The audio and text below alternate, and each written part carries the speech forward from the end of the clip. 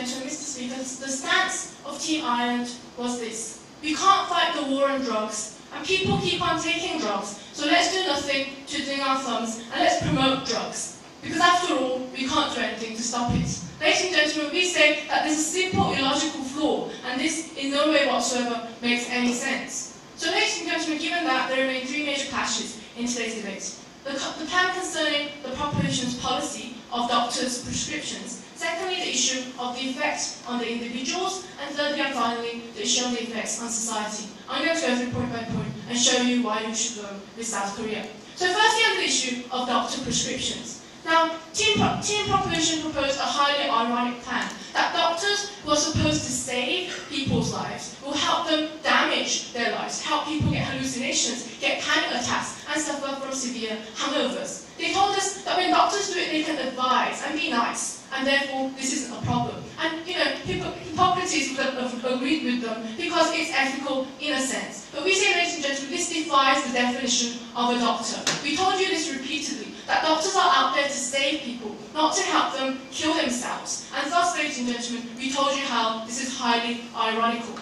But ladies and gentlemen, moving on to the second issue, about society, about the individuals. Now, ladies and gentlemen, Team Ireland proposed that when you take a drug, if you get it from a black market, it's not as harmful as when you get it from a doctor. But the fact of the matter is, as my second speaker and third speaker consistently stressed, there's no such thing as a good dosage and a bad dosage. If you take drugs, you still get hallucinations, you still get those nasty panic attacks, you still suffer, and you still cannot lead a normal life. That's the definition of a narcotic drug. And therefore, even if you get it from a doctor with a prescription, legally, it doesn't mean that the people won't get damaged, and it doesn't mean that the people will be able to live normal lives. We told you that individuals cannot think rationally in this case. They will not take the doctor's advice, and they will lead themselves to destruction ultimately. This point was never analysed by Team Ireland, and thus remains to stand strong. That individual people who can't make rational decisions under the influence of drugs will be ultimately harmed under the proposition's model. They'll get higher accessibility, they'll take on those drugs and destroy themselves.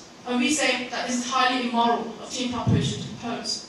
But moving on to the third and final issue, and maybe the most important issue in this debate, concerning the societal consequences that Team Proposition is trying to bring. Now, they said, ladies and gentlemen, that in society we'll get rid of the black markets, and because people get more access to drugs legally, it's a better thing. But we told you in several aspects that when you have many drug addicts in society, it's not as helpful as Team Ireland would have you believe. We brought up this issue again and again about how when you have drug addicts, society can't even function properly. We gave you the solid example of the Opium War and how the United Kingdom used opium as a way to disrupt China and bring them to fall apart. This point was never analysed by Team Ireland properly, ladies and gentlemen, because the focus was not on the fact that it was an opium war, but the fact that people were under the influence of opium and society eventually fell apart. We gave you the instance of the increased crime rates on when people lose rationality, they can't make the rational decision,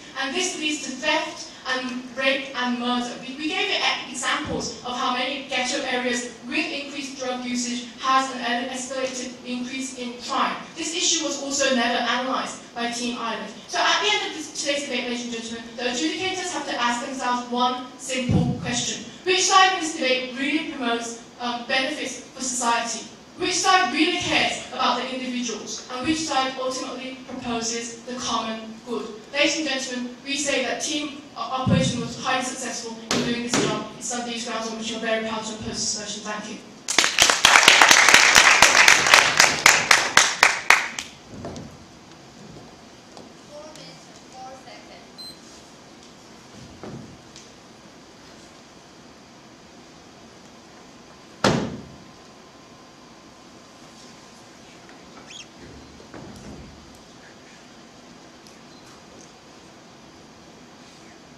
Now, to close the case of proposition and the debate as a whole, I call upon Owen Wispigny.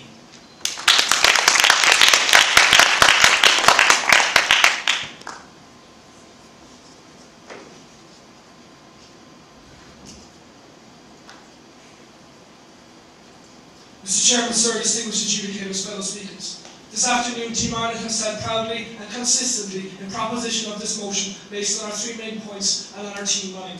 Our first point is the effects on society of this policy. Our second point is why the war on drugs will never be won. And our third point is about reducing individual harm.